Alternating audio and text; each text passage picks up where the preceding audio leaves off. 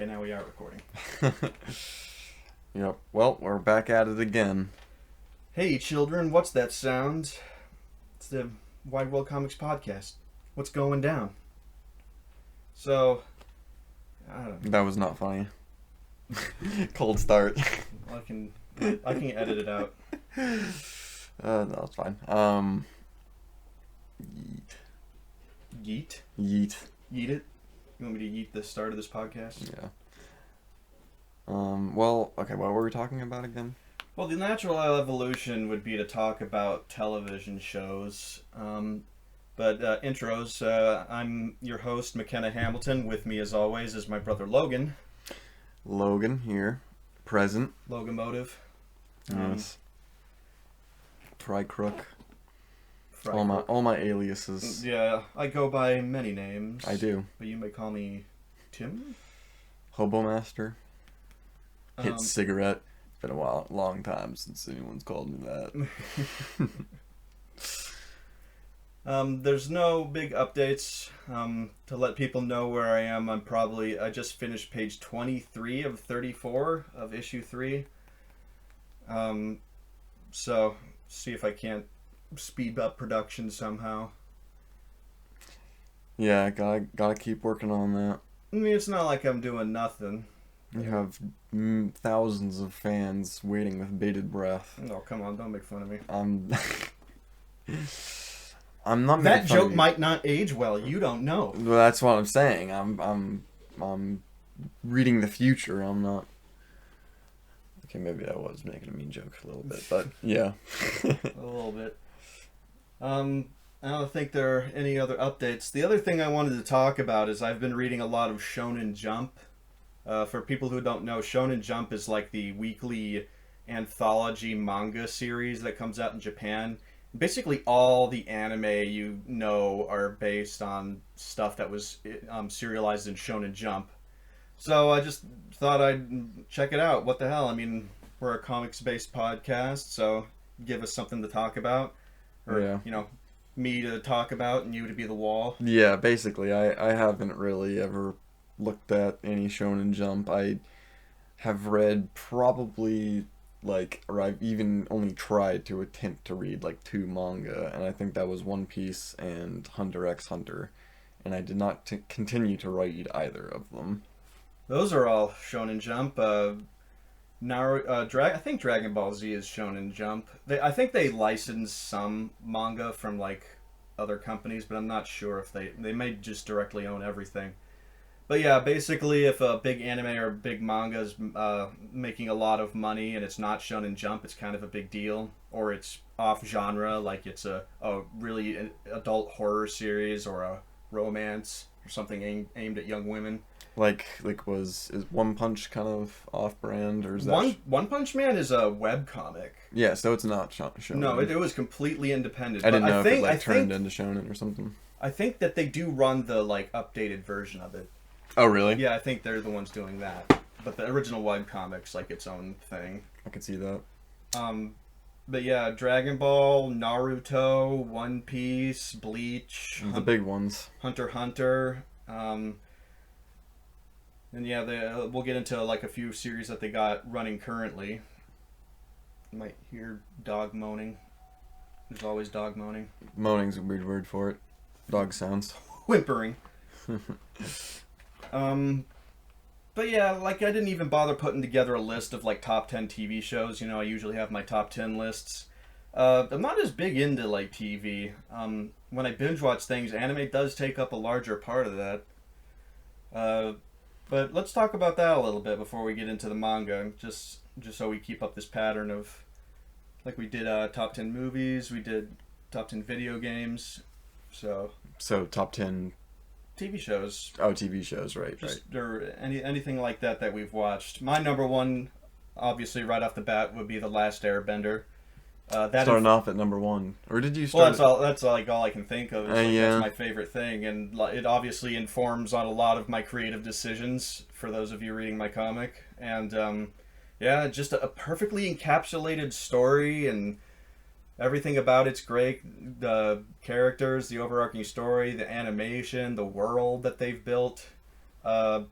Korra was less good, but I guess less good than the best is still, plenty of room to be good. Yeah. And Needless to say, it was less good than Avatar: The Last Airbender. a lot of people really come to Korra's defense, and I like parts of it, but I'm not gonna lie, there are parts of it that get under my skin a little bit.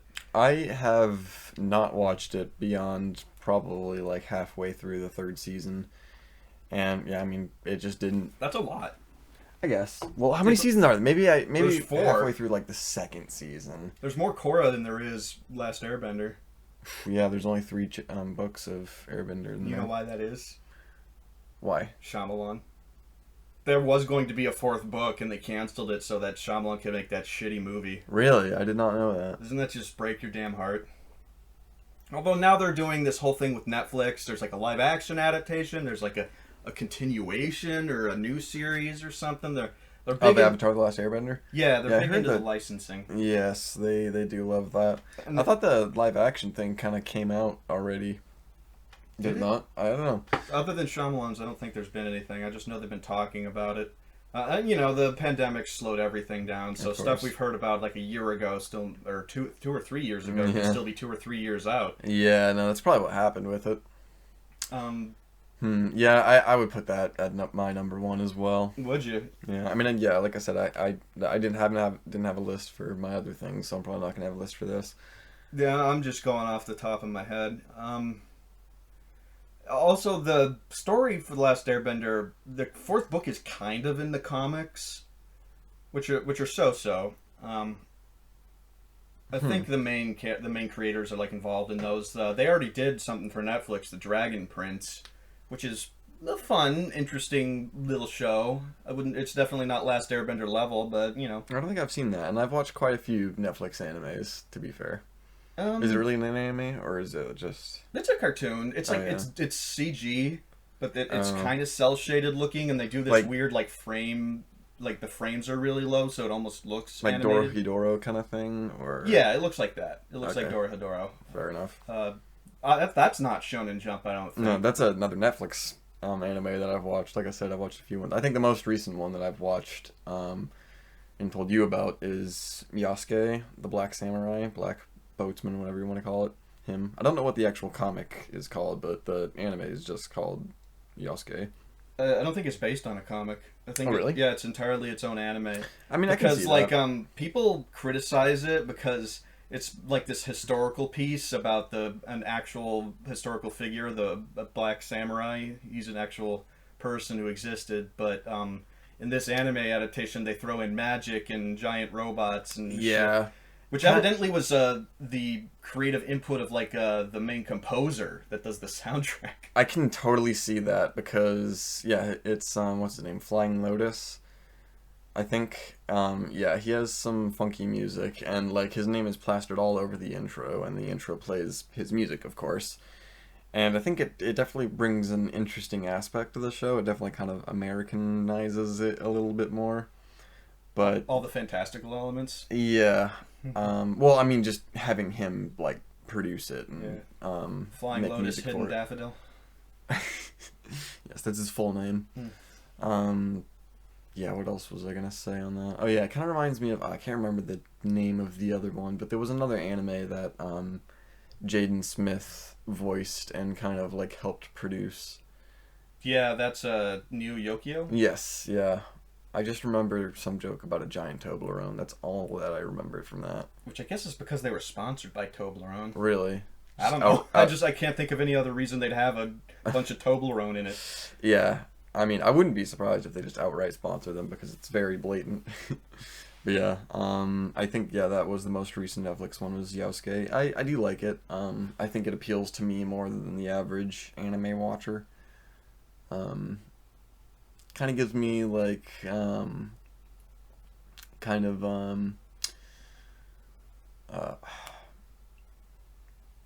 my gosh, I'm blanking. Brotherhood of Alchemy.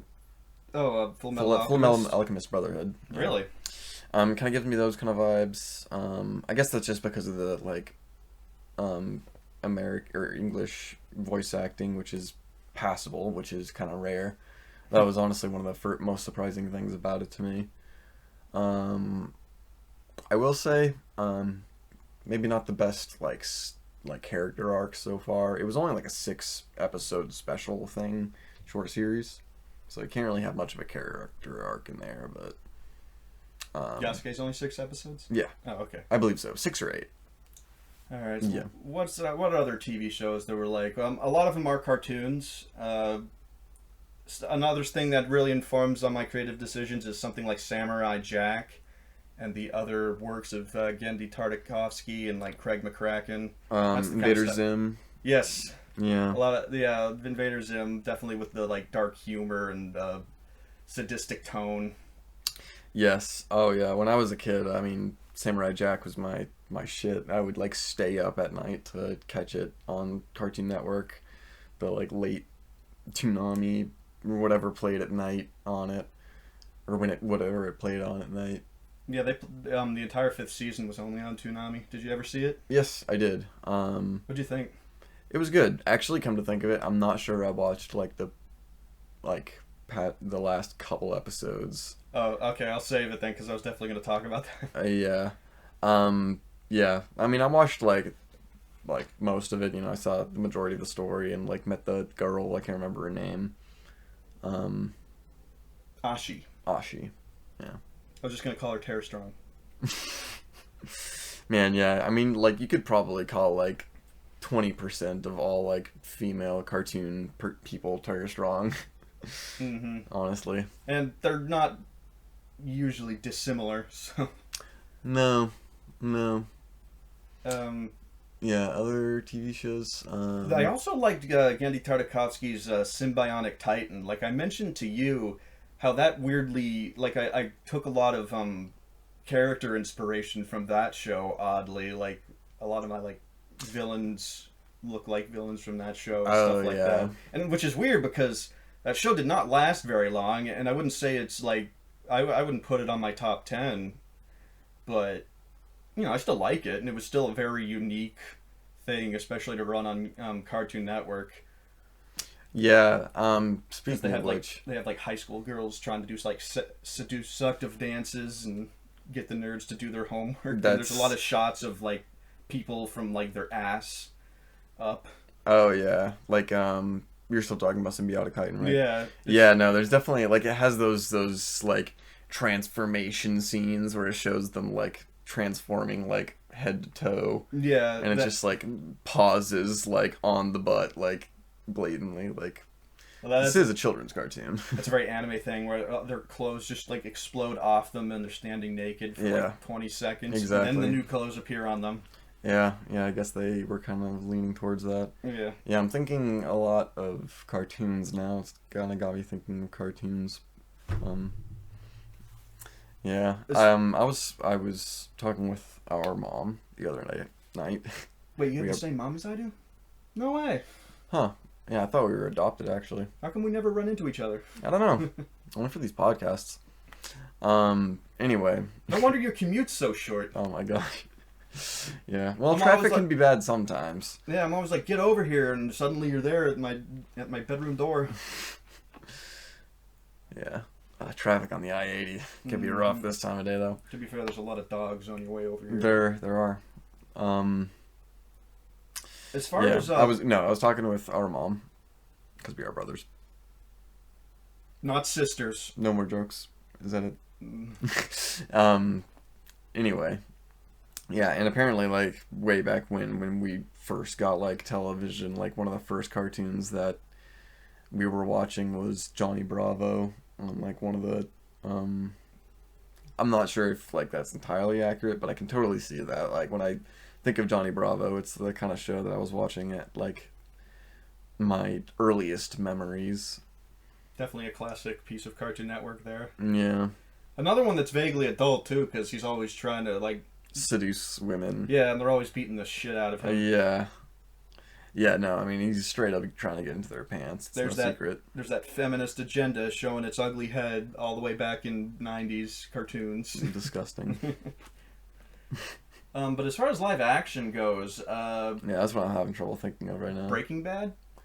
Well, of course, Breaking Bad is up there. Yeah, great show. It is really good, but it encapsulates a lot of things I have trouble with just in TV in general. And that's that after a certain point, they're just kind of making up new drama. Like, it doesn't feel like they started this series with, like, an end goal in mind. It's like, okay, we've done the arc with the guy who owned the chicken restaurant. Yeah. What was his name? Gustav Fring. Gustav Fring, yeah. All right, we did his arc. Now we got to keep thinking of new trials and tribulations to put Walter through. And, like, the bad guys after that are... Like, they do way more damage, but they're way less memorable. Yeah. Yeah, I mean, I think it was pretty good. I think it might have been, like, drawn out a little bit, but it came to an end very well, and the, like, ending wrapped everything up very nicely. It's one of the, like, better TV show endings of any of the ones I've seen through completion. Into, like, El Camino or whatever that one movie was. I haven't actually seen that. Have you? No. Yeah. Better Call Saul, not as good. Have you Alright. watched that? I have. It's alright. People really talk a big game about that one. Really, I mean, it's alright, but that's it. I mean, it's a legal drama, so it doesn't pull me in as much. Yeah, I mean, it's not entirely legal. It's still like... Don't worry, it's not entirely legal. Yeah. Yeah, it's kind of unlegal, shall we say. Yeah, us trying to convince our friends to do anything. Don't worry, it's not entirely legal. It's also not entirely illegal, so... And then there was Game of Thrones. I was really into Game of Thrones for a while, and then once the show started deviating from the books, they started deviating in, like, really harsh ways. Like, characters were getting, like, raped and burned and stuff, and I'm like, maybe George R. R. Martin intended for this to happen eventually, but it just seems like a dark turn even for this show. Yeah, I mean, he certainly is no stranger to rape and murder, but yeah. But I felt like whenever someone did get murdered in, like, the first few seasons, I think I stopped around season 6 where they started deviating. Whenever someone did die, I felt like it made sense. Like, yeah, it was surprising, but at the same time you're like, yeah, there was no way he was getting out of that. Yeah. Whereas I do feel like they just went for empty shock value the later it got. I never even got that far. I was gonna, like, kind of wait and catch up, and then once the series ended, and it ended in spectacularly awful fashion, I just kind of gave up on it, because if I knew that it was gonna end poorly, and it needed to come to an ending, you know, it wasn't the kind of thing that I can just, like, stop watching, like, halfway. So I guess that is exactly what I did, but only because I let it fade out, not because I, like, found an ending point. Well, yeah, it's like, I'll catch up eventually, but then it turns bad, and you're like, well, now I don't feel like catching up. Yeah, I'll just put my efforts elsewhere. Yeah, because that would be hours of your life. Yeah. One big TV show that, another one with a bad ending I've heard, that I haven't watched, but I've been recommended, is Sopranos. Yeah, and I don't think that the people say the ending's bad. It's just cut way short. It's purposely kind of left ambiguous, but Of course, it's the really, classic. really suddenly cut short. Yeah, so Yeah. that one still might be worth watching. The Yeah. other problem I have is coming from a guy who watches cartoons and big epics like Avatar and Samurai Jack and Teen Titans. Oh, Teen Titans, yes. Is that live action? They're really dealing with a short budget when making live action TV shows, to the point where even something like Game of Thrones, which is just like almost movie level quality, it's still like a few cool action set pieces intermittently cut with just people talking in a room. Yeah. And that's all live action television really comes down to, is people talking in a room, which I know is like, oh, well, that's all of human interaction, but it's just like, compared to a movie or even a cartoon, like, at least things happen. It doesn't always have to be action, but it has to be actions, you know? Yeah. Like, I can only take the arguing and character drama so much. And, you know, in Game of Thrones, they at least want to keep your attention by sprinkling some naked prostitutes in the background. But I don't even know if I like nudity in my, like, TV shows and stuff. It's Frankly, like, I don't. It just, like, almost brings me out of it a little bit. well, it's just like, well, I was engaged in this story, but now I'm just horny, and so now I gotta stop. I don't, it doesn't really turn me on that much, but... It does me a little, and it's just like, well, now I'm, like, all hot and bothered, but I guess I'll finish this episode later. Yeah. I mean, like, sometimes it makes sense, you know, like, when you're having, like, a, like, scene where, you know, like, someone is, like, being made to the bad person, and they, like, you know, like, rip some girl's clothes off, and, like, a tit falls out. Yeah. Just, like, bounces on the ground kind of thing, but, you know, that... The tit? Yeah. Wow. What, you've never seen a girl take her shirts off? It bounces all the way to the ground? That's what happens, yeah. Just pop right off. I forget how saggy boobs are. Yeah. My parents can't watch this. No, I mean, not that they have been. I don't know. Dad says he has. Yeah. I wouldn't show it to Mom or anything. No. Most of our family probably wouldn't understand our topics anyway. For our humor. Yeah. Well, I just think, like, I wouldn't tell our uncles about this, because they'd be like, Well, no. I know Game of Thrones is a TV show, but... Yeah, no, I wouldn't. But anyway... It's not something typically people do. Anyway, what were we doing following the bouncing titty? Yeah, I forgot about what we were talking about before that. Well, I was going to say I have the same reaction with nudity that I have with gore. Well, I just was going to finish my thought and say that, yeah, like, tasteful nudity. Like, that's, you know, like, if you're making a scene where you have to, like, make something look, like, you know, make someone look bad and they rip a girl's shirt off and the tits, like, fall out, then, like, that makes sense. Because, you know, like, that kind of, like, you know, there's a reason why they call it graphic. It makes it seem, you know, more visceral a little bit. Well, yeah, it's like it's supposed to disturb you. Yeah, exactly. Like, it doesn't turn me on. It doesn't, and like... It's not fan servicey. Yeah. Like, when I see, like, when they just have scenes where it's like, and like in Game of Thrones, where, like, it's like a party and, like, you know, there's people drinking wine and then there's just, like, fully nude women just, like, sitting on this dude's lap, and it's like, okay, like, it doesn't really add to the scene or anything. Like, sure, it's like a fest and people are like, there's prostitutes, but like, you can make someone a prostitute without them being fully nude. Yeah, I would treat gore and, like, you know, language the same way. As long as it, like, makes sense in the world, it's fine, but, like, you can, like, get a little too into it with anything. Yeah. Like, if there's too much nudity, then it's just porn. If there's too much gore, it's, like, you know, a slasher film. And I get that people really get into, like, creative ways to maim people, but I just think that that's a bit much. And the same thing with swearing, you know, it's not like I care if a movie is full of swears, but it's like, if someone's just saying fuck, like every few seconds, it comes off as like someone trying to be edgy. Yeah, exactly. It's like, ooh, I can swear in this one. I'm gonna swear a whole bunch. Yeah, like, well, we're already going R-rated, so... Yeah.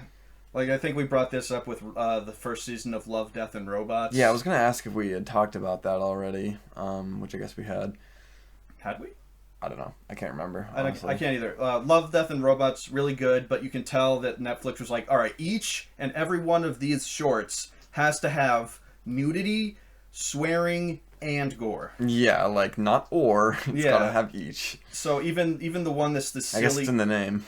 yeah, that's what they're going for. So even ones where it's like, you know, it's that joke about the yogurt taking over the world, and it's this silly, childish animation. They still have a woman's bare chest in it. Yeah, they just have to, like, show, like, like, she was protesting or whatever. Yeah, just like, for the hell of it. Oh, okay. I will say, I didn't like Love, Death, and Robots Season 2 as much, but they do things way more tastefully in that. Like I said, I don't think there's any nudity. Yeah, except, and what like, suggested. I haven't, like, watched the whole second season yet, but what I've seen has, definitely been a little more tame, which I, like, as I was, you know, we were discussing earlier, I can kind of appreciate that. I mean, like, no nudity kind of surprises me. I mean, not that I was, like, looking forward to it, but it is... it's... Damn it, if they just had a little more. Yeah.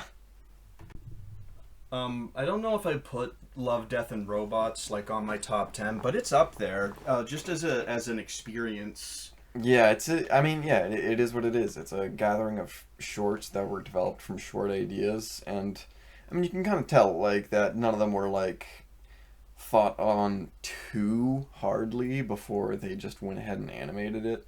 Like, I don't know, remember the name of it. But the one where she like freezes her arm off and then like throws it. Yeah, I completely forgot that was even in there. Yeah. See, like that, like it's a cool idea and it's graphic and it's like, oh yeah, like having to rip off your own arm to survive. But like, I feel as though there's like so many other things that she could have done in that situation. Like if the oxygen tank isn't working, if it's broken already, why not just like take off the backpack and throw that? Probably has more like weight to it than your fucking like sleeve. Or something. But yeah, a lot of those shorts, like I feel like they were one idea and they fully explored it and then it ended. So it's like they couldn't expand on it anymore. There may have been a few that had more like lore and world significance that could be explored through like a long form series. Yeah, like well, I mean they kind of wrapped it up nicely, but Good Hunting. Yeah, Good Hunting was a nice little complete package, cool world that they developed. Um, yeah, but they kind of wrapped it up pretty nicely. It felt like a R-rated Disney film in like 10 minutes or 12 minutes or however long it was, which I liked. That was probably one of, if not my favorite. Another one that I wouldn't say like was my favorite, either in concept or like style, but the one where the guy just like ends up in the now I feel like we really have talked about this before, but I'm going to talk about it anyway. I think you and I just had a conversation. Yeah, I guess. So it's fine. Yeah, the one where the guy, the like cargo space cruiser goes through the portal and ends up like in the rift or whatever, and they're way out there, and then he's like stuck in the Beyond the Aquila Rift. Aquila Rift. Yeah, that's it. That's it.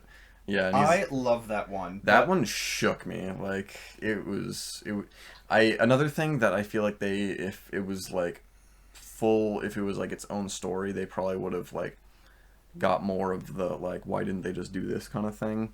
But yeah, like it was good. I mean, when he came out of the like simulation and he woke up and he was like fucking scrawny and like his friends were like skeletons, like that was a great scene, great transition. Spoiler alerts for Beyond the Aquila Rift, by the way. But yeah, I totally agree. And the thing is that short is like 70% just those two characters having sex. Yeah, see that's another thing about like it's just like yeah, okay, like she's clawing at his back, like I guess she likes having companionship, but like do we need that much sex? But yeah, like there, like I was saying, like I feel like there was more that they could have like done, like you know, like when his like pilot or whatever, or the navigator girl woke up and she was like, "That's not Clara or whatever her name is." It's like that. You like open your eyes, and then they just like put her back to sleep. Like I don't know. They could have like kind of like made it seem like yeah, like what was really happening was like they were killing her after she didn't like take to the simulation well or something. But I mean that's not really the kind of thing you can like fit into a short, I guess. And the thing that's great about that is it really is intellectually stimulating because you immediately after watching that you're like, man, what would I do in that situation? Yeah, Because exactly. it's such a bizarre situation, and a really a unique concept, I think, Yes. in terms of fiction. Just like purely sci-fi. But I just think that like if I did woke up after the initial shock, which probably would be like Mind melting. yeah, like you probably wouldn't recover from it, but I think if I were able to think about it, I'd be like, well, there's no way back. So thank you, giant spider creature. You've given me this second chance at life. Yeah, like And let's I just can do anything I want. I could live in a paradise that you've simulated for me. Thank you. yeah, it's like now that you've shown me the truth, like why do we have to pretend that we're in like a fucking abandoned space station? Yeah, Let's just be in paradise. Send me to Disney World. Yeah, man. exactly. But yeah, I love that one. I love the something blue. Oh, Zima or Zima. Zima Blue. Zima Blue. That one, yeah, that one's good because I don't think it has swearing, violence, or nudity in it. It's the only one, and exactly. It stood out because it didn't have that, and it was good still. I like it because the animation is very stylistic. Very. They also did the ice. I think it's just called Ice in the second season. Oh, yeah, this is the same art style, isn't it? The ice whales. That guy also animated Tron Uprising and this other Disney XD cartoon called Motor City, both of which were really good and canceled way too soon. Never heard of Motor City. It's worth looking up. It's mostly like a chaotic light show, but it's not CG. It's flat 2D animation. It's pretty good. See, I really like. I mean, Zima Blue was good because like it was a great concept and it had good animation. But like there were other ones that just had good animation, but like not necessarily a good story idea. I can't really think of them. I was going to say that they were memorable in their own right, but now I can't think of any. So. The French one about Dracula was good stylistically, but all it was... Why do you say it was French? I don't remember it being French. I just know that from a creative perspective. I've heard people talk about it. Because France has like a big indie animation scene. I could see that. Yeah, see, that one was great. Great animation. And then a lot of them were just like really, really good realistic CG people, like Beyond the Aquila Rift, which is probably still the best one, even counting season 2 in terms of realism. Of those, like, yeah. But yeah, there was a lot of ones where it was just like it felt like a really high budget video game cutscene. Yeah, the werewolf one. Yeah, like the werewolf one. The one where she had her like lucky ship or whatever. Yeah, that one. That was another good one. That's just like, it was good. Cool concept. It said all it needed to say, and we moved on. Yeah, exactly. And like the thing is, if it had like an animation, it would be more memorable. You know, if it had like a style. But it was just, I mean, not that there's like not artistic effort put into those kind of things, especially because there is obviously there's still a lot of effort and like I'm sure it takes hours to like get all the details on the skin, but like. But it's at some point it's like all these just look the same though. Yeah. There's no unique style that stands out. Unlike Pop Squad of season 2. Spoiler alert. That's the one where there's like the baby killers. That's called Pop Squad? Yeah. I'm pretty sure. No, that seems in bad taste. Yeah, right. Just popping babies. I guess that's what, like, if you knew these people were out there killing children, you'd call them, here comes the fucking Pop Squad. Yeah. Pop ya. Jeez. But yeah, like, that one was, like, the, like, kind of realistic CGI, but you could tell there was a style to it. Like, you could kind of tell that, like, the guy in it, like, his nose was, like, looked like Mr. Incredible's nose, you know, like it had like it was cartoony, but it was still like realistic CGI, and that was a great one too, great story.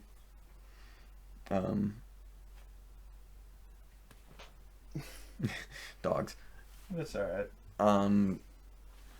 Yeah. But yeah, that was another good one. Another one where it was like where it really only works as a short, because like if you think about it, like how would someone that kills children for a living like not crack until that point? Yeah, there was no significant event at the start of the short that would make him think of it, especially if he's been doing this for longer than a human lifetime. Yeah, exactly.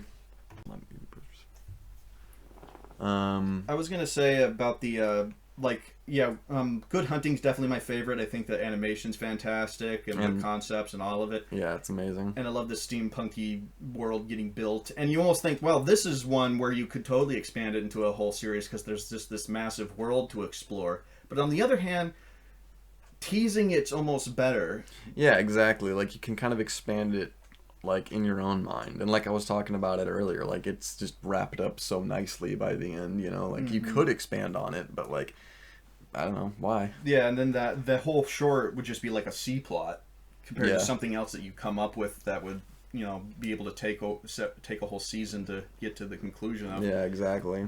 Yeah, that's why I think it is what it is, and it's nice. It's good. Yeah, I'm not sure. Well, we spent a lot of time on Love, Death, Robots now. Well, it's like 10 TV shows. It's true, yeah. I got but that's why all those concepts worth checking out. Yeah, no, I agreed. It wouldn't put it in my top 10, but I mean, like, as far as like being able to talk about like ideas with like other people who've watched the show. Like, there's so many things to talk about, as you can see. Yeah. But other Netflix shows, I think one I haven't talked about, I don't know if I'd put it on my top 10, but I will mention it because I might. Narcos. I really liked Narcos. It totally gave me Breaking Bad vibes. I wonder why. Yeah, it's almost like they were writing that popularity. Because it's full of Hispanics and drugs. Yep, that's... Well, I mean... Actually, there aren't that many Hispanics in Breaking Bad. Not that many. I mean, It's they go to just Mexico, like, one point. Yeah. Or Hank does, but...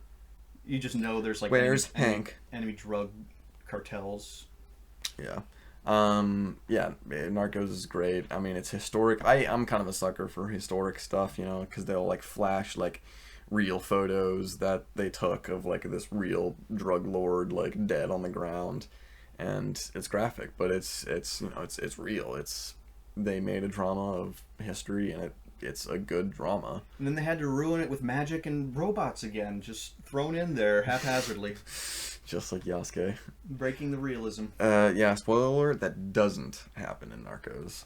But and then there was Narcos. Well, now that's spoiled for me. True. I'm going to be sitting there expecting magic and robots to pop in any minute now. I'm like, what is this? It's just about drugs and murder. Yeah, and then they made Narcos Mexico, which isn't as good, but it's...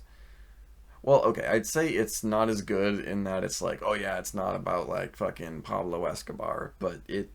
I don't know, it almost... like, I haven't seen Sopranos, like I said, but it almost gives the Narcos Mexico kind of gives off Sopranos vibes to me, like the way the like structure works. It's kind of like, I guess maybe because I've seen Godfather, I can say that it kind of gives me Godfather vibes. Well, all of those are like, you know, I guess a mafia isn't too distinct from a drug cartel. It's all like a vast criminal organization. Yeah, I think they like they in Narcos Mexico they kind of look at that more than in the first one. The first one, it's just kind of like Pablo like coming to be the most powerful guy in the drug world and then falling from that power. But yeah, that one's a good show, good Netflix show. On Netflix, I like She-Ra. I think it's way cheaper than like it has a way lower budget than The Last Airbender, but it feels like more of a spiritual successor to it than The Dragon Prince does, which is actually made by the creators. Really? Yeah. It's really good. It's obviously way like more feminine, but not, you know, nauseatingly so. Did you say Nazi? Nazi? Nazi-ating? It's not like so overtly girly that I got put off by anything. I mean, it is girly. It is She-Ra, but it's enough of an interesting story and world to get drawn in. And I like the Umbrella Academy.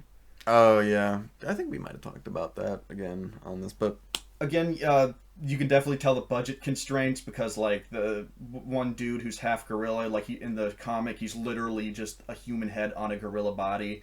And in this, he's muscular and kind of hairy. Yeah, and like he's wearing like a jacket most of the time. Yeah. And it really looks like he just is like wearing like inflatable bags underneath the jacket too. But I've read the first 2 volumes of the Umbrella Academy, and well, I do like them. That stuff is just like way out there insane. And I know the Netflix show seems way out there insane, but it's actually a little more grounded, and because it's a season-long show, it gives some of these concepts a little time to soak. Yeah, no, it's better. And it's a full season when you watch that. And the ensemble character cast is just great. Like, I love ensemble casts like that. They can definitely miss the mark sometimes, though, but in this, like, the personalities clash enough, and like they're extreme and caricature enough so that there's always something happening that's like a character based and consequence. There's like, you know, like each sibling like interacts with each other. Yeah, like, oh, when these two get together it's gonna be like this, when these two get together it's gonna be like this. That's how you know you have a good character chemistry. Exactly. Like that's each pairing is a character unto itself, which is something you really miss out on when you have something like Avengers, like, you know, like in game, like you can't have like each member of the Avengers like with each other individual member of the Avengers and have like a unique dynamic. Yeah, which is too bad. But I guess that's what they're trying to do with these TV shows. I guess, yeah. Yeah, that's actually a very good point, with Wanda Vision and Falcon and the Winter Soldier. I haven't been compelled to watch them No, yet. me neither. I watched the Mandalorian. I'm just like burnt out on superhero stuff at this point, at least like live action stuff. I think most people are, and that's why they're kind of pulling it back a little bit. Yeah. But I watched the first season of The Mandalorian, which everyone really loved, and I thought it was okay. Really? I just thought it was like a Star Trek-y version of Star Wars, like but yeah, I've heard very it's bare very. bones. I've heard it's. I haven't watched it, but I've heard it's very like episodic. Yeah, it is definitely. There's only a little bit of overarching plot. Which I don't know. I can like that. I mean, that's kind of how like Cowboy Bebop was. Yeah, I love Cowboy Bebop. It's funny you should mention that because the Mandalorian is definitely a space western. Like people say, Really, yeah. People say all of the original Star Wars films are space westerns. The original, like the original series 4, 5, and 6. Yeah. Like people say those are westerns. I would say they're just more sci-fi space opera. But they definitely of course space opera is the best way to encapsulate Star Wars, in my opinion. They obviously have western elements, like Han Solo being like this gun-toting smuggler and stuff like that. And like the desert, all the desert worlds. Yeah, but there's just the one desert world in the original one. And they spent a lot of time on it. Yeah, and then there's thousands of desert worlds in like the new series. That's what I didn't like about The Mandalorian is like it's this alien. It's a show about aliens. And all the planets are boring, and a lot of the aliens are boring, and a lot of the technology is boring. And the way they film it is like they literally have like those live like screens or projectors behind them, so it's not even like it's a circular green screen, so they could make the worlds look like anything. Exactly, like, and they could have like the actors reacting to it real time because it's right there. And they choose to make it mundane. Yeah, to make it look like they're just filming in like a fucking like canyon and like fucking like some state park. Yeah, and let me go off on this just for a moment. Like, there's something people don't understand about the original trilogy, and that's that each planet was completely unique. They did all Earth environments, but for a whole planet. There wasn't another like desert planet until like Geonosis in the prequels, but it was just Tatooine's the desert, Hoth is the ice, Bespin's sky, Endor's forest, and Dagobah's swamp. And what else is there? I think it's just those few. Like Death Star is like an artificial planet. Yeah.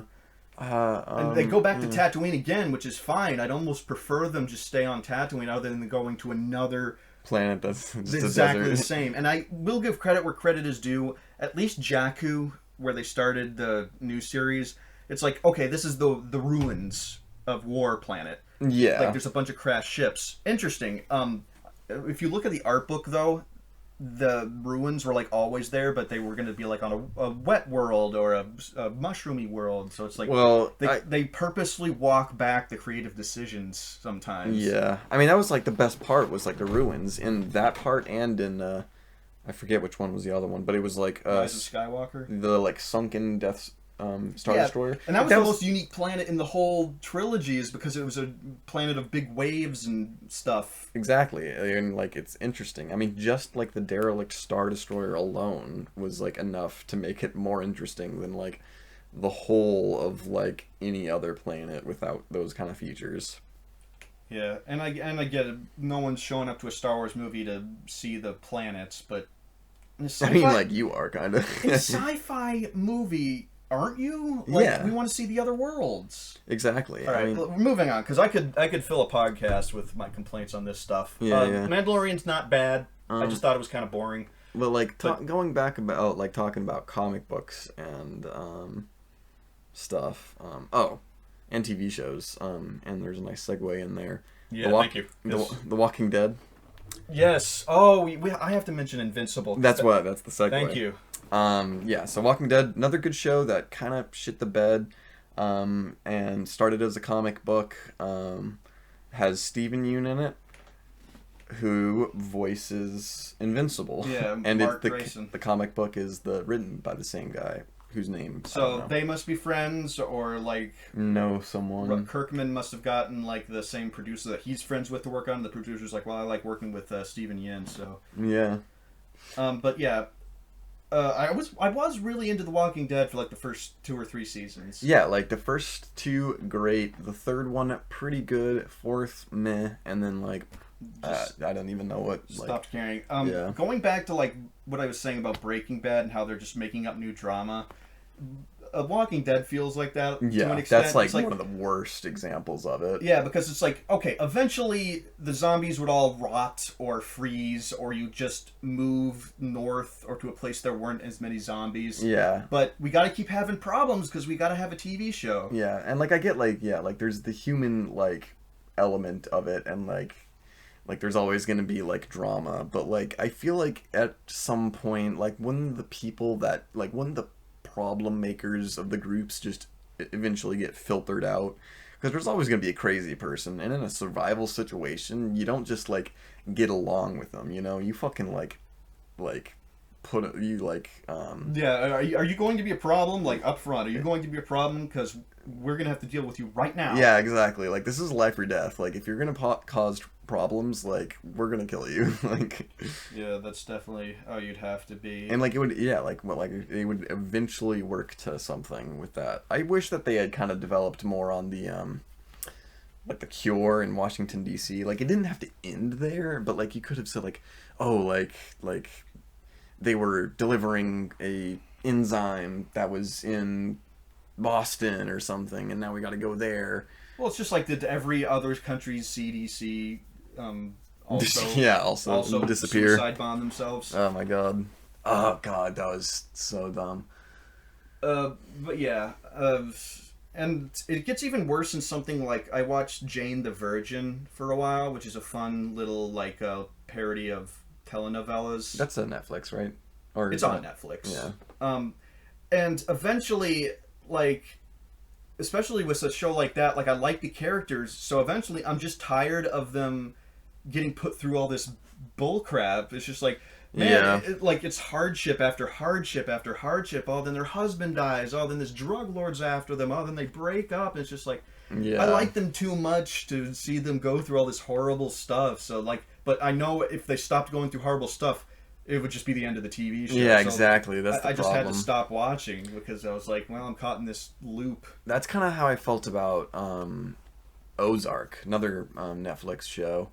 Another show that kind of gives you Breaking Bad vibes because, yeah, drugs and family with secrets. But that was trying to be. Yeah, of course. But, like, yeah, it's the same thing where it's just like, yeah, spoilers, but, yeah, like, oh, 1 minute, like, his wife's cheating on him, and then, like, oh, they love each other again, and then they fucking hate each other again, and then there's a drug lord after them, and then and then like someone like kills the drug lord, and Oh, those drug lords. like and then like the drug lord's boss is Always up to mischief. yeah, and it's just like, okay, like I mean eventually like you're just gonna have to like if you're like increasing the like ridiculousness of it at this like rate, you're just gonna have to kill off the main characters, and then I won't care anymore. So yeah, I finished like the first season of Ozark, I think. I started watching the second season and I was like, yeah. And I didn't talk as much about Invincible. We still didn't really expand on that much. Yeah, but I really like Invincible. I think that the cartoon massively improves on the comic. Well, not massively. I've only read a little bit of the comic, but I thought the TV show's first few episodes were a lot better and like summarized things better. And yeah, if you haven't seen Invincible, it's great. It's like a realistic look at like what would happen if in a world full of superheroes, kind of like the boys, but less of a parody and more of like an actual like analysis of like, well, if there really was someone like this, it would probably be like this. I mean, you'd probably be able to draw more comparisons than I. Like, what would you say about me comparing it to Watchmen? Probably doesn't take itself too seriously. Like I love the Watchmen because it's so dark and edgy, but like at some point you kind of roll your eyes. You're like, oh, okay, now you just sound pretentious, and and it does keep it a little light, but man, it does get like dark and violent when like again it's like realistic. Like this is the kind of dark and violence that would happen in this situation. Yeah, like this is what would happen if someone actually got punched by someone with like the strength of Superman. Yeah, and like they wouldn't just get knocked out. And like how like they do horrible things because they're that are invincible, so they just kill a lot of people just to make a point. Yeah, exactly. Spoiler. Oh, kind of. Yeah, I mean, really. I'm being vague, and not that we've been good about avoiding spoilers this whole Yeah, time. anyway. But yeah, I really like that show. That was great. Hopefully it doesn't devolve into like, well, then this horrible thing happened, then this horrible thing happened. So far, it's been good about having, B and C plots that are interesting, and also kind of tie into the overarching story, and I think that's the best way to do it. I think, yeah, I mean, like, that's, like, it's just, like, I think, objectively the best formula is to kind of have, like, mini plots that kind of, like, add into a bigger thing. Oh, and we were talking about Star Wars, which segues to another one of, I would actually maybe put this in my top 10, Star Wars The Clone Wars. The 3D one? The 3D one, yeah. Because I love the 2D Gandy Tartakovsky ones. I mean, now it's but that, yeah, I mean, everyone loves that. It's an hour in total, so it's not like a TV show. Exactly. Like, it's shorts. I mean, it's fucking badass, like, seeing fucking, like, Mace Windu and Grievous. And, oh, God. And, what's that guy's name? Dirge. Dirge. Fucking love Dirge. He exists, like, almost nowhere else. Yeah. But yeah, that's the first time I was actually disappointed in the prequels. Like, people hate on the prequels. The only time I actually started to have a problem with it was when Grievous was like this untouchable badass in the cartoon, and then halfway through the third movie he just goes down. Yeah, that's one problem with the Clone Wars, is that, like, I mean, obviously, like, the outcome is kind of, like, predetermined. You can't kill any, like, existing character off, and you kind of have to kill off new characters that get introduced.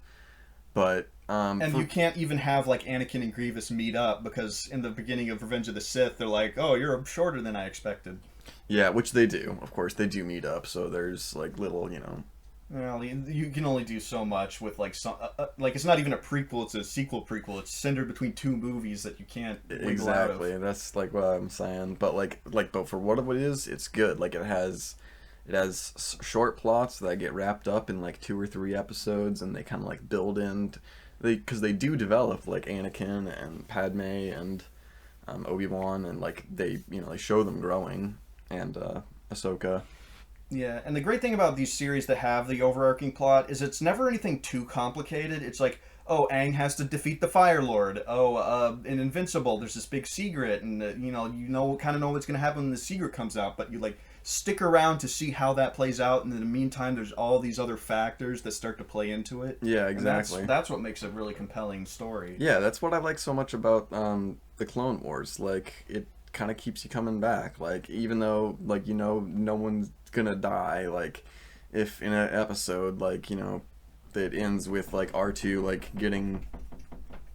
Well, Ahsoka could have died because she wasn't in. Well, yeah, I don't actually even know yet. I haven't finished it entirely. Well, no, because she's in season. She's in the Mandalorian.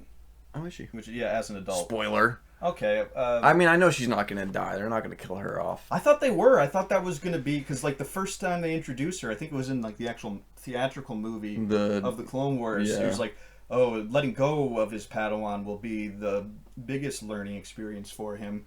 And, like, what does that mean? Is he gonna kill Ahsoka like he kills the younglings in Revenge of the Sith? Like, I was halfway, like, anticipating it. Yeah, I think it's just, like, attachment themes, mostly. But, yeah, No, you monks and your attachment, or detachment. Anyway, speaking of segues... I think that's kind of all I have to say on Clone Wars. The other thing I was gonna do was go through Shonen Jump. Now that I've mentioned it, I should probably do it, or else it's going to be a... Yeah, because it's not like the people watching this don't know what it is. I'm sure they'll be a little intrigued on your specific opinions. Yeah, alright, so there's actually like 1, 2, 3, 4 things on here, because I started it, like, I don't know, on May 9th, and then only read anything that came out after that, because the whole thing about Shonen Jump is it's like a battle royale of comic books. Like, you have to be making money and gaining an audience in order to stay, and if not, you get the axe.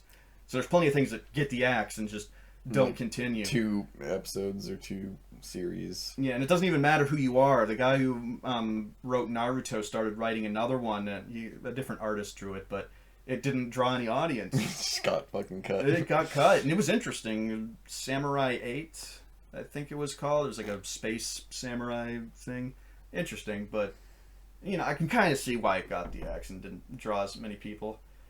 But let's see. The first one on here is one I really got into, and it really seems to be Shonen Jump's answer to Attack on Titan, which they don't own. Oh, yeah. It's called Kaiju number 8. So they fight kaiju in Japan, and the guy gains ability to turn into a kaiju. Oh, yeah. So very, very Attack on Titan. Yeah. Is it like... It's way more lighthearted, though. It's played for laughs. That's good. It's played for laughs half the time. Yeah. Which I like. And the design of the kaijus is cool, too. They're not giant, stupid, naked people. Yeah. Which turn out not to be stupid sometimes. Also, the main character, not only is he in his 30s, which is totally weird for a Shonen Jump Yeah, series. really. It's always like fucking preteens. Yeah, so Shonen Jump's like now is like, we see you 30-year-olds who read our magazines, so naturally the You're not 30 yet. Calm down.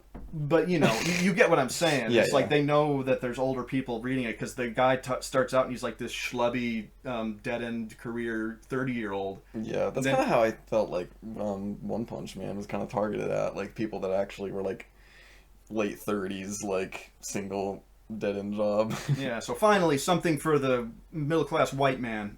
Yes, finally. We've had it too bad for too long. It is good though. Kaiju number 8 is good. I guess they just really like the number 8 at Shonen Jump. But the main character is called Kafka. Do you understand that reference? No. It's a reference to Franz Kafka, The Metamorphosis, which is this short story about a guy turning into a vermin.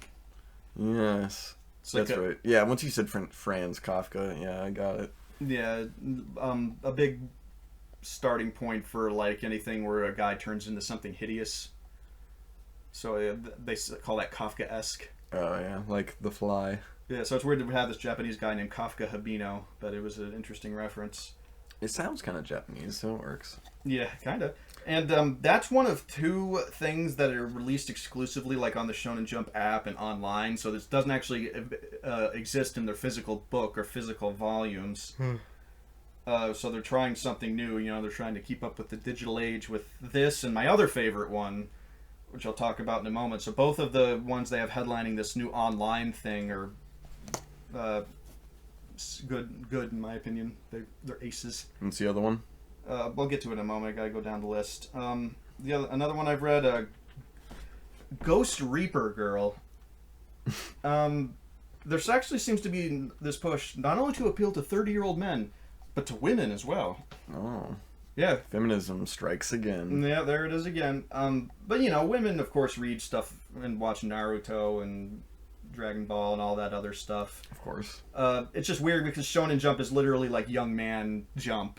Really, that's what it means. Yeah. When people say just say that's shonen, they mean Shonen Jump. Yeah, well, what they mean is it's a genre.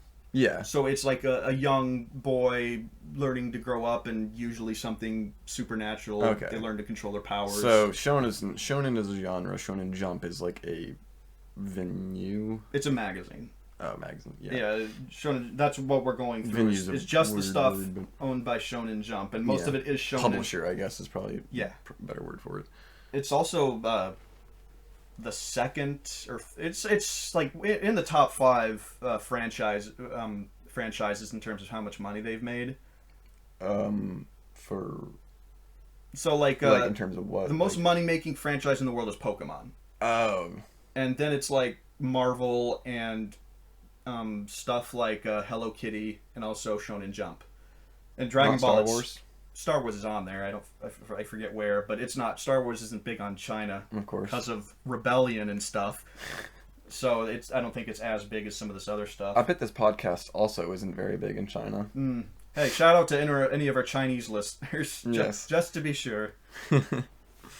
But Ghost Reaper Girl, yeah, it's obviously about a girl. There is a shoujo jump, I think. Who's that girl? Young Jump? girl. And, shoujo manga tends to be, like, feminine and, like, with magical girls or just romantic. High school yeah. and romantic comedy. Yeah. So, I don't know. It's interesting that they're trying to appeal, I think, to a female demographic because this girl in Ghost Reaper Girl, she gets the powers to hunt ghosts by fusing with this, like, a hot demon dude. And then from there, she gets, like, more allies, like a werewolf dude, and they're all these hot anime boys. How empowering. Yeah, so it's like a reverse harem, I think, kind of. Yeah, I can see that, because there is things like, oh yeah, I'm a guy and my hot girl who is my friend turns into a sword. Yeah, Soul Eater. Yeah, pretty much. So yeah. And there's other things, I'm sure, too. Because I know I've met women that are like all into the like sexy anime boys stuff. Really? Yeah. I mean, yeah, I've seen people like on Twitch and stuff that are like into that, so. Yeah, so maybe not much for me, but I'm sure someone will like it. Then there's Jujutsu Kaisen, and I've recommended this anime to you. Yeah, you did. So talking about shonen, this is like shonen vanilla. It's really good shonen vanilla, but it's so shonen vanilla. You know, you got your Sasuke type. The protagonist is obviously very strong but headstrong and stupid. Would you say Demon Hunter is also very shonen vanilla. But it doesn't have as many tropes as... Yeah, I mean, like, the main character is kind of unique. I like him. Yeah, and the fact that he carries his sister around. Yeah, and he's very hard-headed, literally, but... But yeah, he's not an idiot. Yeah, he's exactly. just very, very kind. Yeah. Jujutsu Kaisen, yeah, you've got your Sasuke type, who's like your friend/rival, and you've got your sassy girl character as the third. Of course. Then the, like, really competent teacher. And, yeah, it's nothing you haven't seen before, but it is really good, especially the anime. They put the work in to animate that damn thing. Yeah, that's how I felt about Demon Hunter. It's, like, you know, very vanilla, but done well. But, yeah, again, with the animation... Very good. That's what made it. Yeah, exactly. Like, sometimes which is, like, part of why One Punch Man was so popular, and I still haven't watched, like, the second, or anything past the first season or whatever, because I just don't want to. Yeah, the second season... Because I've heard they switched animators, and that's, like, a big part of it. It's a huge part of it. The second season is just an anime, and, like, that's a problem when you're dealing with One Punch Man, which... One Punch Man, which is supposed to be this, like, tentpole of an anime. Yeah, seriously. See, I mean, that's kind of like what I thought about, like, My Hero Academia, which also kind of seemed to fall off. I don't know if they had, like, a hiatus. No, but I think the animation's still good on that one. Yeah, I just feel like I haven't heard much about it recently, which, I mean, it's not exactly like I go on, like... Well, I guess the hype always dies. r/anime often, but... Yeah. I guess the hype always dies a little bit as time goes on. True. But I guess I'd still put it as, like, a pillar of anime. Yeah, I would too. Yeah, My Hero Academia is on here. Totally love that anime. Still going strong. Yeah, I haven't watched it in a while. That's probably one reason why. I just don't think anything's happening with it. Yeah. Need to catch up with it. This doesn't happen to you. Exactly. If I'm not watching it, it's not happening. It's not an ongoing show. Exactly. Then there's this obscure niche one called One Piece. Don't know if you've heard of it. No, I think it's One PS. It's kind of like French. One Pisces. One Pisces. PSA. I guess I could say One Piece is one of my favorite shows. I do really like the anime, but it can absolutely drag sometimes. The manga doesn't drag. And I recommend this to anyone who wants to get into One Piece. There's a website called One Pace, which cuts out all that drag and all the filler. So it's more like one-to-one with the manga, and it is really good. Yeah, I need to catch up on with that, because, yeah. Oh my god, yeah, one of my friends, like, we made, like, we drunkenly made a bet that, we could, like, catch up on the One Piece manga, like, over one summer. That was, like, a few years ago. And I didn't, because I was drunk when I made that bet, and I wasn't actually going to follow up on that. I did try, but it was not easy. And he actually did it. He fucking read 1,000 chapters or whatever. Like, but that's like all you have to be reading in order to catch up. Yeah, exactly. He read all 1,000 of them, and yeah, it's a maniac. But the longest ongoing thing on here, I think. God, I don't even know what the second longest would be.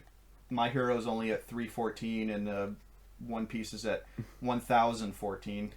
Is My Hero really like the second? Like Bleach is finished, right? Yeah, well, that's the thing, is that One Piece just doesn't end. A lot of other series have come and gone, and even like Naruto was probably... Hunter x Hunter is probably pretty high up. Hunter x Hunter is ongoing. It's just always on hiatus. Well, that too. I mean, like, also just like episode number. Like, it's probably up at like 400? I don't know. Maybe not. I'll look and see as I'm going down through here. Yeah, it's probably more. But yeah, I love One Piece. You don't have to like think real hard to try and draw its parallels between that and my story.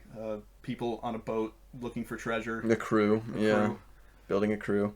Yeah, I mean, yeah, it's just a classic. I mean, it's like it's a very heartwarming anime in a weird sense, I guess. But like, yeah. Well, that's what I think is so great about it, is that it does get really serious and dark sometimes, but they keep it light. Yeah, like in the end of the day, it's just a bunch of friends, bunch of nakama on a cruise to find some treasure. Mm-hmm.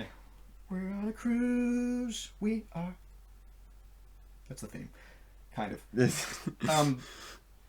Wouldn't know. I don't sing along with many. But yeah, compared to something like Attack on Titan, which is just downbeat all the time. Yeah, that's why I couldn't keep watching it. A lot, you know, they specifically build up characters to be likable and then kill them off in unbelievably brutal ways because fuck you, reader. I want you to hurt, which I get a little tired of. It is a great anime. I think it ended and people didn't like the ending, but what I've read of Attack on End? Yeah. Wow. But what I've read of Attack on Titan, I think is brilliant. I think it's brilliantly written, but it is hard and harsh. Yeah. I mean, like, yeah, talking about hard and harsh, another thing that you recommended to me and I watched, Are you going to say Devilman Crybaby? Yes. Because I didn't recommend that to you. I just told you it was harsh. Good, but harsh. Oh, okay. Yes, that is what you said, and I did watch it. I think it's because it was popping up on Netflix for me, so I decided to watch it anyway. They were pushing that. And, oh my god, yeah. I've, like, seen a couple people who say it's, like, one of their favorite animes, and I'm just like, why? I know, I don't get it. I read Berserk, R.I.P. Muria, the guy who created Berserk, he died. Yeah.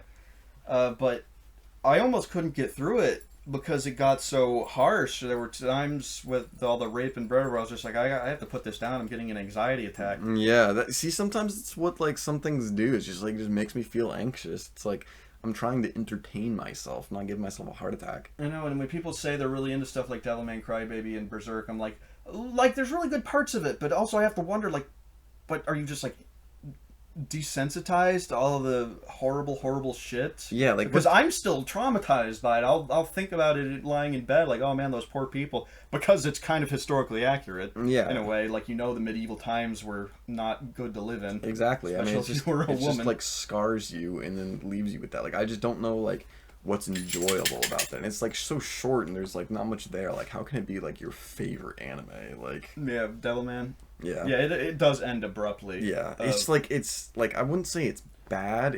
I certainly don't really like it, but it's like the animation's interesting. It ranges from like cheap to just straight up Looney Tunes. Yeah. Which I think is entertaining. And it kind of has that like One Punch Man thing where it just goes like really fluid when it gets really fast paced, and it works really well. Yeah. Going down the list, the next one is The Elusive Samurai. So these are all the comics that are running on Shonen Jump at the moment. I won't obviously go through the entire history of the catalog, because that's like probably hundreds at this point. This is all the currently running series. Really? That's every single one of the currently running ones? Not yet.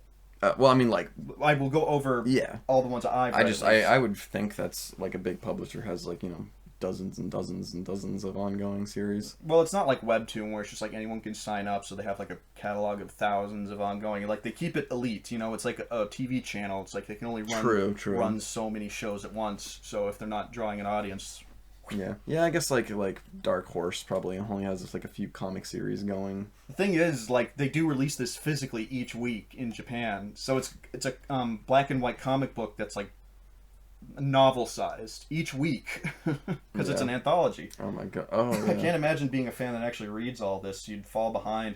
I think that's how they calculate the popularity of these things better, though, is like the individual volumes of that actual comic, how much they sell, because most people can't afford to just read all the series. The big full like novel. Yeah, so they just pick a series that they like and buy the volume of that. Yeah, and that's how they track popularity better.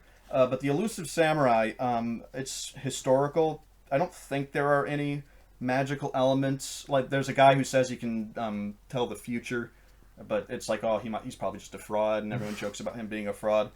But evidently, I forget what the character's name was, but evidently he's based on a real person in, like, feudal Japan.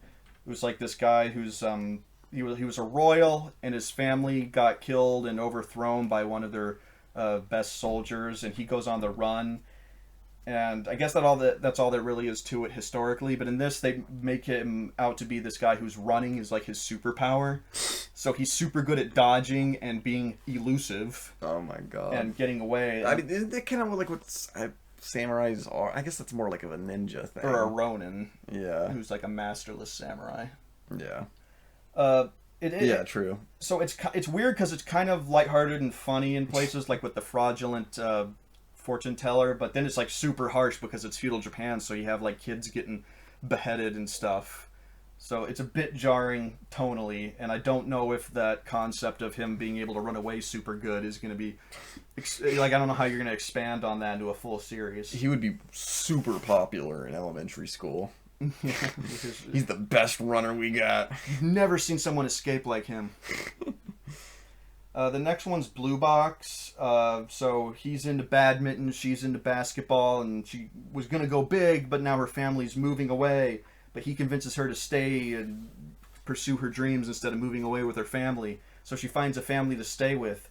But surprise, it's his family she's staying with. So now they're roommates, him and the girl he likes. What a twist. Sorry, are we watching the Hallmark Channel? Yeah, so again, I wonder if that's part of their attempt to appeal to female audiences. Although I guess, a man would really like your crush moving in with you. It would be a sexy situation. Yeah, if it ends in coitus, then I'm sure we got men involved. Despite that, it's mostly about, I think, basketball and badminton. So if you're not into one of those three things, skip that one. Dr. Stone, that one's pretty popular. It's got a popular anime. Yeah, I can recommend the anime. I mean, it's right up my alley personally. I really like it because Logan's an engineering student, so naturally Dr. Stone. Is and I love doing stuff from scratch and yada yada. Because the whole concept is everyone in the world gets petrified in stone, and then 1,000 years later, this like unparalleled genius high schooler finally wakes up and has to rebuild humanity from scratch. And, basically going through all the technological advancements in like a year instead of 1,000 years. Yeah, no, it's really great to watch. And I mean, like, granted, like, the fucking pretentious, like, hyper genius high schooler kid is kind of like a trope at this point, but like, because it's, like, throws him back into fucking Stone Ages, literally. I mean, that's what you get the name from. Yeah, and he's like a weak little nerd, so he has to depend on, the stronger meatheads around him. It works better than just, like, a character who's, like, annoying and smart. Yeah, so, and you're basically getting that. It's just him going through the steps and, like, meeting other people that he has to help with technological advancements. And, if you take notes on it, you're probably bound to learn something. Yeah, no, I mean, a lot of those things you can actually do. Very scientific. It does go super anime at points though. Like the villain is this guy who like can yeet a lion with his bare hands. And yeah, he's just like the ultimate athlete. Yeah. What do they call him? Like he's the ultimate high schooler. Yeah. God. And then there's like a whole backstory with how his dad was an astronaut and restarted the population or something with like this song singer who sings in English, which American is really, singer. Yeah, it's really jarring when you have this Japanese voice actress talking, then all of a sudden an English singer starts singing. It's like, like it'd be jarring enough if they just like started singing out of the blue, but also like in a different language. It's just like, whoa, talk about like bringing you out of it. Yeah. So points for uniqueness definitely for Dr. Stone. It's pretty much exactly as we described. Yeah, just the technological advancements enough to keep me watching. But yeah, the story itself is decent too. We talk about shonen tropes. That one has very much avoided them. It's not even really a battle series. Yeah. Like, there's not really that many fights. Yeah, not really. There are fights, but there's not. But it's like kind of like more sciencey and like. Yeah. And it's not like this guy, like, he can throw together a coconut and some string and suddenly he's the most powerful guy on the field. It's just like, if I have a lens, I can reflect sunlight onto this guy's garb and light him on fire. And it's like, well, that takes a lot of, like, careful planning and stuff. So it's not like he can outsmart everyone immediately. It's not that... Yeah, he's not like that hyper genius kind of thing. But that's realistic. Yeah, exactly. He's not always outsmarted everyone already. Science won't really help you in a fight unless you've like prepped. Yeah, exactly. This next one, Mashal, Magic and Muscles. is it's basically that's the name. Yep, that's the name. It's basically One Punch Man if he was set in a fantasy setting. Have you seen or watched or read? It's also made by the One Punch dude. Mob Psycho 100. Yeah, Mob Psycho 100. Mob Psycho 100 is great, and it actually did end. Like the anime had 2 seasons, and they're like perfectly. Really, I watched the first one, and I didn't watch the second one. Oh, watch the second one. It's so good, dude. It's so good. Definitely recommend that one. Does it like wrap it up like with kind of the guy that it introduces at the end of the first? Mm-hmm. And it it could just end there. It might continue, it might not, but that's the whole point of a good ending, I think. Yeah. So it leaves room, but I also definitely leaves you satisfied. I need to watch that. But Mashle, Magic, and Muscle, it's like in a world of magic people, you're basically less than a bug if you can't use magic. So instead, this guy just works out a ton. So he's like literally the strongest person in this world because everyone else just waves their magic wands. Oh my god, that's pretty funny. Yeah, it's a comedy. Some of the jokes are kind of hit or miss. Does he not use magic? No, he can't use magic at all. He's just fucking super ripped. Yeah, he just can punch through walls and shit. Oh my god. So it's pretty funny. That is funny. This next one I kind of got into. It's called Undead Unluck. So it's about this girl who, like, anyone who touches her immediately, or not immediately, but after a few seconds, like, will be stricken by horrible luck, which is usually like death or something, getting hit by a car. So she's like in the start of the story, she's about to kill herself, and she's interrupted by this guy who like can't die. So he touches her and immediately gets hit by a train, but then he regenerates because he's like a zombie. Oh my god. But they team up. So pretty fantastical, I guess. Yes, it's out there. It's super, super out there. But they team up because, for one thing, he actually wants to die, and he thinks if they find a way for her bad luck to be extreme enough, something will trigger that'll actually kill him. Oh yeah, like if you can extract the unluckiness out of her. Yeah, but he also uses it to fight. So he'll he has to make skin contact with her. So he basically like molests her and then runs. Oh my god! And then runs at the bad guys, and like a meteor or something will come down on them. Oh my god! So and he'll be fine, but he'll just die and then come back. Yeah, but the bad guys will be dead, and there's all sort of creative ways that they do that. But it's an interesting world. I can't get too into it because it's like a lot to explain, and I only got to the part where they explain it just recently. But basically, all the superpowers are unsomething. So it's like unmovement, unjustified, stuff like that, unchanging. Huh. And they're like, but they fight the reverse of that. They fight the concepts themselves, which are these monsters. It's totally weird. Very abstract, but it's like humorous, and obviously you'd have to keep that pretty light. Yeah. But yeah, definitely interesting enough to read.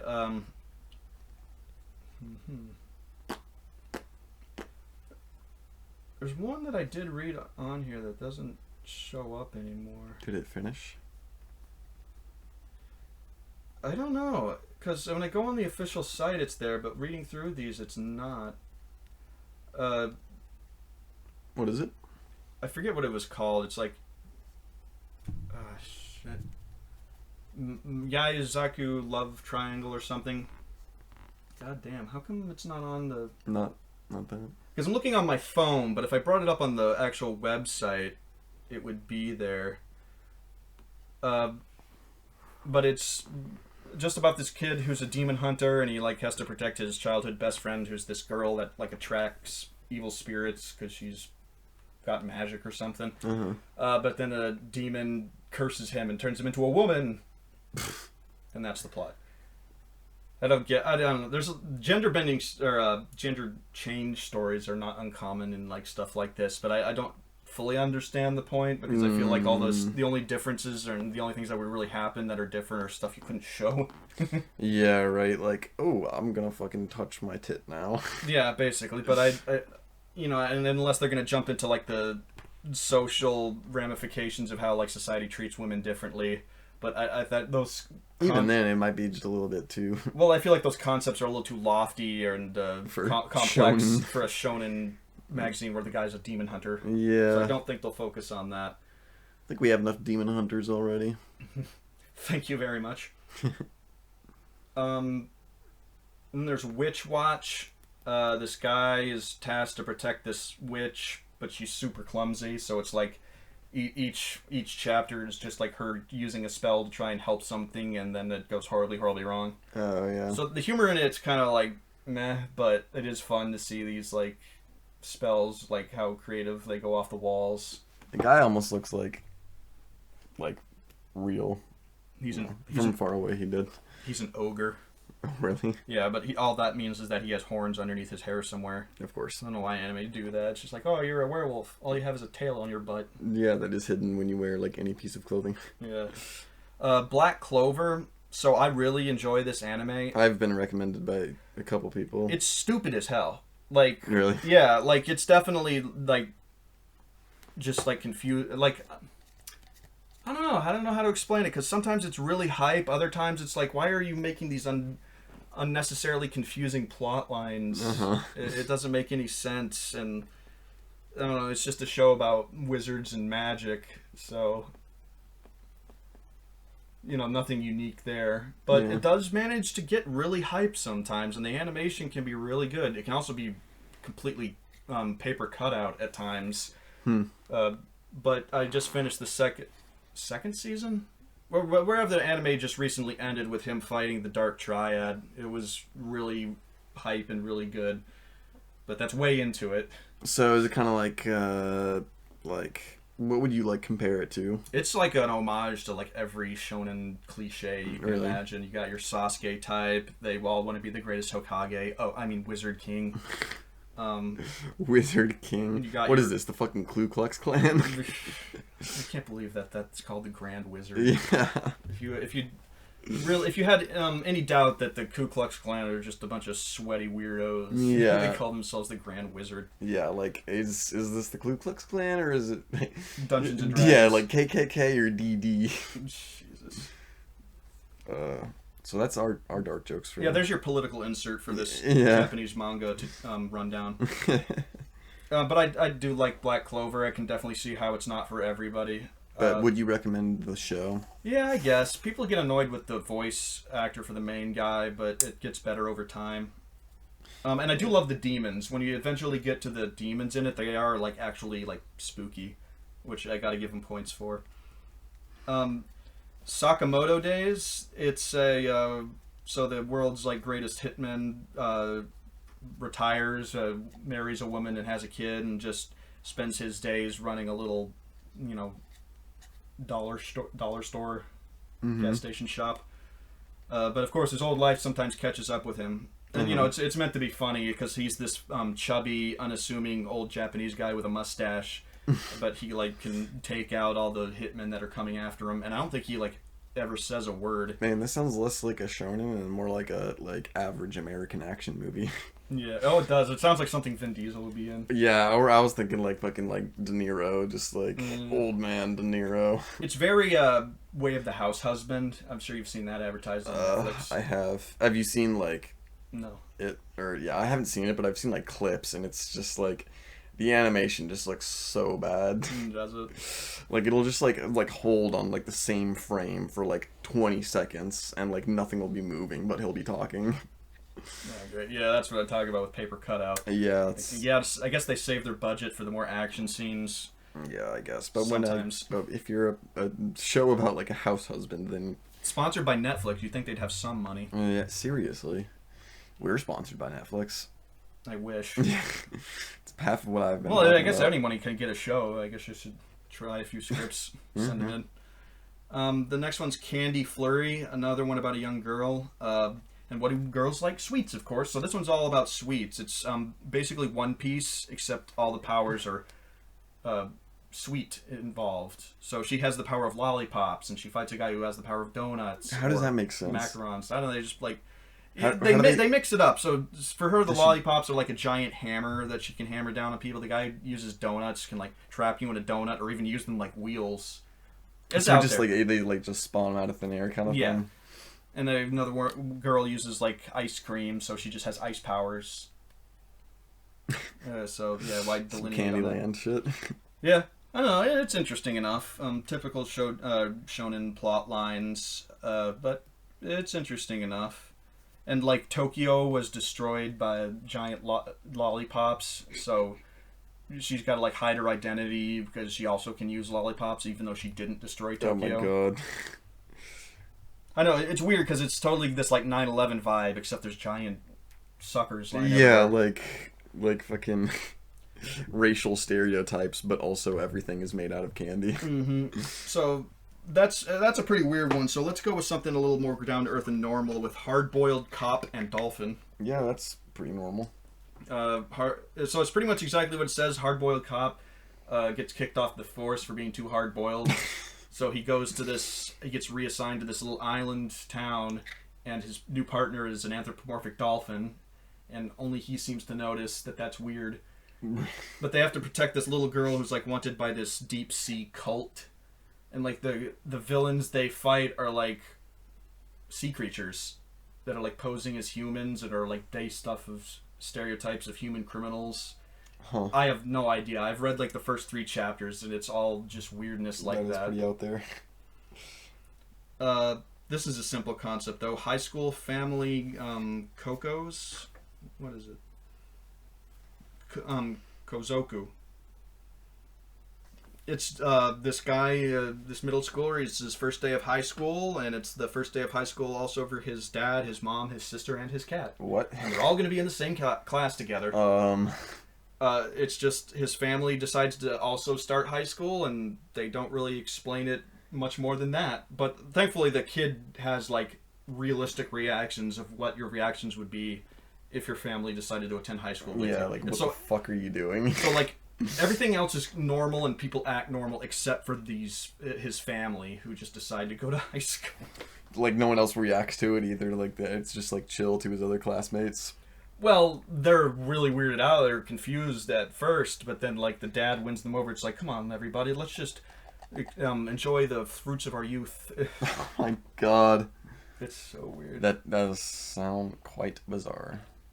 This next one, I Tell C, which I think already got the axe. I'm not sure. Do you know what a yandere is?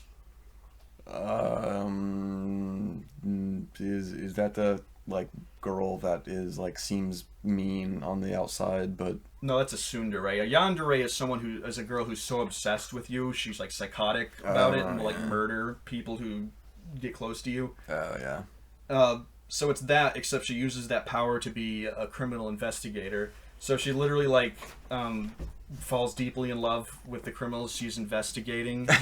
And then stalks them creepily, basically solves the case by being a creep, like rummaging through their garbage and following them. Oh and eventually she solves the case, but the criminals just turn themselves in because they don't want to get stalked by this creepy girl. And then she just like falls out of love with them after she catches them, or they just go to jail, so she might like still contact them. I don't know. I haven't read far enough. That's weird. Yeah, it's an interesting concept. Yeah. This next one looks like the background was like made by Dr. Seuss. Yeah, it's very colorful. This is Magu-chan, God of Destruction. Another simple concept. Eldritch, Lovecraftian God of Destruction gets sealed away and then breaks out 1,000 years later, and he's tiny. And this like idiot girl adopts him basically as a cat. Oh my god! But like Lilo and Stitch. Yeah, it is kind of Lilo and Stitch, Invader Zimmy. Like he still wants to take over the world. Yeah, well, not even take over the world, just amass a cult following like he had, and use his powers to dominate over humans. That's funny. So I think he's still powerful enough to like shoot giant laser beams, but he's like a pocket-sized monster. It's funny. I love it when things play on size, like when when shows like show aliens, and then like the aliens are like the size of like fucking little rats. And it's cool because there's like other like Lovecraftian demon gods that have also shrunken down. I love Lovecraft. And they have like duels, except like all they can do is mind control a bunch of crabs and stuff. God, it sounds like that game I showed you, Sea Salt. Yeah. So I've seen other people review, like, oh, here's my rundown and opinions on all the current Shonen Jump manga. And they're like, these are funny, but this one called Me and Roboco, I don't get. It's not very funny, but I thought it was the funniest. Really? Yeah, it's like a world where everybody can afford these, like, robotic maids that are, like, cute anime girls to be servants for you. You know, every little a middle school boy's dream, but his family's too poor, so he's like, Mom, I want a maid bot, and she finally caves and buys one off of like Craigslist or something, and it's this big muscular woman looking maid, and probably like a knockoff brand, like iPhone, basically. Russian fucking. And it's actually really funny because she's always like malfunctioning, or she's got like weird gadgets that she pops out. It's actually kind of funny. That is funny. Mission Yazakura Family. I was reading this one because I thought it was interesting. It's about a spy family, and like the main boy was like childhood friends with this girl, and the girl turns out to be the head of this like spy family. Or not really the head, but like in the spy family. And like her older brother is super obsessed with her and trying to protect her, so he goes after the main character, trying to kill him because there's like a threat to her life or something that they've been made aware of, and he thinks it's him. Yeah, but the only way that he can avoid being killed by her brother is to marry her and be part of the family, because they can't kill each other. It's like a sacred rule. So he actually does end up marrying her and being trained to become part of the spy family. And, you know, it's kind of an ensemble with, like, each of the other siblings having some specialty, like gadgets or hacking or disguise. So it's interesting enough. Kind of a bare-bones plotline, and the characters, at least the main two, are kind of bland, but might go somewhere. The next one is Nine Dragons Ball Parade. Not nearly as interesting as it sounds. But yeah, it's just about these two guys assembling the ultimate baseball team. Yeah, it's a lot less interesting than it sounds. Yeah, they always have to have an ongoing like sports anime, and Hayaku just ended, which was their big one about a volleyball team. Oh, that was the volleyball one, yeah. Yeah, people really like that one. Yeah, I knew people that watched that. So here's the other one I really like, which is also just like an exclusively digital one, Spy X Family. I think I've heard, or no, you might have been. I think I've talked about it. So this like it's like a fictional world war, It's like the Berlin Wall. Like it's divided into West and East, but they're actual different countries. Mm-hmm. And one of them sends a spy over to like infiltrate this like Well, he has to find this political leader who might be leading the country into war with his homeland. So they send this spy over to like get close to him, but he only appears at social gatherings for his child's kindergarten, essentially. So he's tasked with putting together a family, and he needs a wife and daughter. And he just adopts this one random girl who turns out to be a telepath, but she doesn't tell anybody. And then he ends up marrying this rather simple woman who turns out to be an assassin, who's also using him for cover. Oh my god! And so they don't know they don't know each other's secrets, but obviously the telepath knows everything. That is funny. And that's some like Mr. and Mrs. Smith shit. Very much so, and it's comedically it's great. Like the little girl can read minds, but she's just a little girl, so she's not very bright. Yeah. But she's it's very cute. I like the art style. And yeah, I don't know. It's hard to describe without giving away spoilers. That one's just really fun to read. And lastly, we have One Punch Man.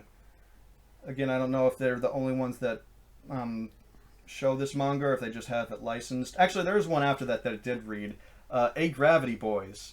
I have no idea what it's about, though. I read 3 chapters, and the first one was about these 4 guys landing on an alien planet, allegedly the last of humanity, and a interdimensional being comes and says, I'll give you a chance to save your species. Here, this potion will turn one of you into a woman, and then you can repopulate. And the rest of the chapter is them arguing about who's going to get to be transformed into a woman and then fucked by the other 3 guys. Yeah. And then the next chapter, they're on to something new. They're like having trouble with the communication device, and he gives them the choice between having a alien housemaid or a communication device that will allow them to communicate with anybody. And it just goes on like that. And the 3rd chapter, the hired being isn't even in it. It's just them trying to find food in the alien forest. The alien forest is not very fascinating. It just looks like any other Earth forest, but with like goofy looking animals. So have you been keeping up with One Punch Man, or just? Yeah. Yeah. Yeah. How's the manga? It's really good. Yeah, I probably should read that. It seems like it's the one thing that'd be kind of an easy read. Is it? Or no? No, it is. I actually read ahead in Jujutsu Kaisen, like past the. I actually read ahead in Jujutsu Kaisen, like past the point where it is in the anime, and it's really hard to follow. It's so into like power systems, and the art style is very sketchy, so I can't always make it out. And it also takes a super dark turn. This is One Punch Man? Or? No, Jujutsu Kaisen. Oh. I'm saying in contrast to that, One Punch Man the art is always great and really well rendered, and it's easy to follow. That's good. And it's also hilarious and great. Yeah. See, that's what I liked about the show. So yeah, I'd totally recommend reading the manga after watching the first season. Maybe one day we'll get another good One Punch Man adaptation, but until then, we wait patiently. we wait. But yeah, I thought that was it, but then just yesterday they came out with 4 other ones that I guess weren't axed, but like, you know, some are on a monthly rotation other than weekly. Like, obviously One Punch Man takes a long time to draw, so it's only like once a month. Huh. So I'll have to read those other 4 and get back to you, and I guess we'll get back to you. You haven't had Red Blue Exorcist? No. I think I've heard It sounds familiar. Yeah. I'll see if I... Might be a show or something.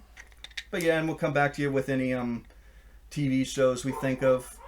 Any new media we intake, we'll keep you posted on our next podcast. Yeah, I don't know if we want to get into like top 10 books.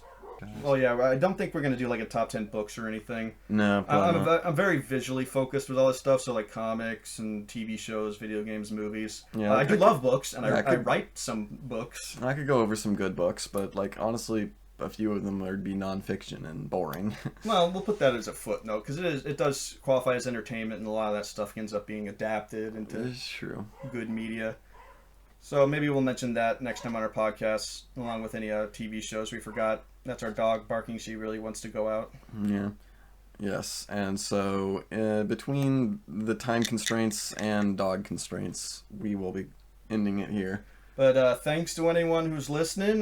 Feel free to leave us your feedback in the comments and stuff, and check out wideworldcomics.com to read my comic book, The Vanishing Horizon. It's what I'm working on all the time in between these podcasts. 2 chapters out already, and the 3rd one on the way. 3rd one you can read if you're subscribed. You can read the first 23 pages. Oh, yeah, right. So its completion is on the way. Yeah, and once I complete a 4th issue, then the 3rd one will be free, and you can subscribe to read the. The 3rd one will be free. Then you can subscribe to read the 4th one. Yep. Perks. All right, thanks guys. Yeah, thanks for listening. See you next month or whenever we can pull this together. Hopefully Adios. we'll have a guest this time. We keep trying to get that to work.